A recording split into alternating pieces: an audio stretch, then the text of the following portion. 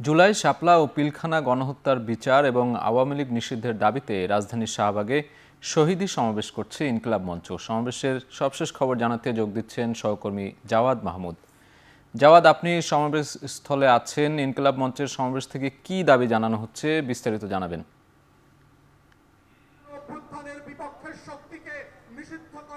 সাজিদ, 3:10 আনুষ্ঠানিকভাবে শাহবাগ জাতীয় জাদুঘরের সামনে ইনকিলাব মঞ্চের শহীদী সমাবেশ শুরু হয়।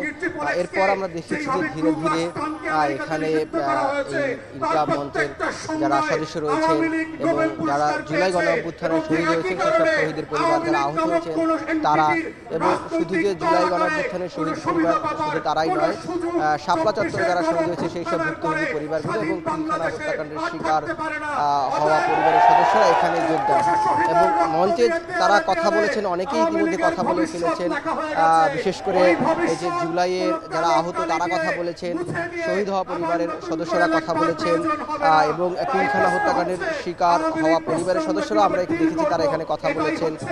এবং এই যে যারা শাপলা চত্বরে হত্যাকাণ্ডের শিকার হয়েছে সেই সকল পরিবারের সদস্যরা এখানে কথা বলেছে। সবার কথায় বারবার ঘুরে ফিরে একটি বিষয় আসে, তারা বলছেন যে দ্রুত সময়ের মধ্যে আওয়ামী লীগ যে গণহত্যা চালিয়েছে জুলাই থেকে শাপলা চত্বরে, সেই গণহত্যার বিচার নিশ্চিত করতে হবে এবং এই গণহত্যার দায়ে আওয়ামী লীগের সকল কার্যক্রম নিষিদ্ধ করতে হবে। তারা বারবার বলছেন যে আওয়ামী লীগের যে ফ্যাসিবাদী চরিত্র তাকে কোনোভাবেই বাংলাদেশে আর রাজনীতি করতে দেওয়ার সুযোগ দেওয়া হবে না। এবং অন্তর্বর্তী সরকারের ভূমিকা নিয়ে তারা প্রশ্ন তুলছেন। তারা বলছেন যে অন্তর্বর্তী সরকার তারা তাদের মধ্যে ফেসিবাদের পুনর্বাসনের একটি প্রবণতা তারা দেখছেন এবং এই জন্য তারা আশঙ্কা প্রকাশ করছেন যে তারা একটি সুষ্ঠু বিচার পাবেন কিনা।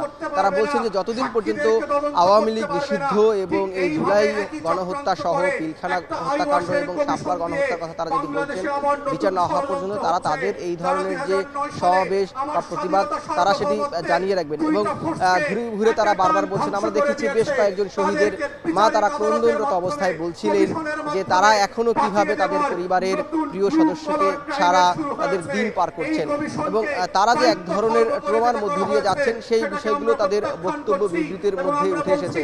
এবং তারা বলছেন যে সেই ট্রমা আরও বেড়ে যাচ্ছে তখন তারা দেখছেন যে আওয়ামী লীগের ফিরে আসার কথা হচ্ছে বা তাদের একটা প্রবণতা এই যে সাম্প্রতিক সময়ে মিছিল মিটিং করছে সেটি তাদের আরও শঙ্কিত করে তুলছে। অর্থাৎ সামগ্রিকভাবে আজকের এই শহীদী সমাবেশ থেকে তারা বলছেন আওয়ামী লীগকে যে কোনো মূল্যে নিষিদ্ধ করতে হবে এবং জুলাই গণহত্যার বিচার করতে হবে। এবং এই সমাবেশটি শেষে এখান থেকে একটি র্যালি হওয়ার কথা রয়েছে এবং র্যালির মধ্য দিয়ে আজকের এই সমাবেশটি শেষ হয়ে যাবে। এই ছিল আমার কাছে সবশেষ। ইনকিলাব মঞ্চের সমাবেশ থেকে সবশেষ তথ্য জানাতে যুক্ত ছিলেন সহকর্মী জাওয়াদ মাহমুদ।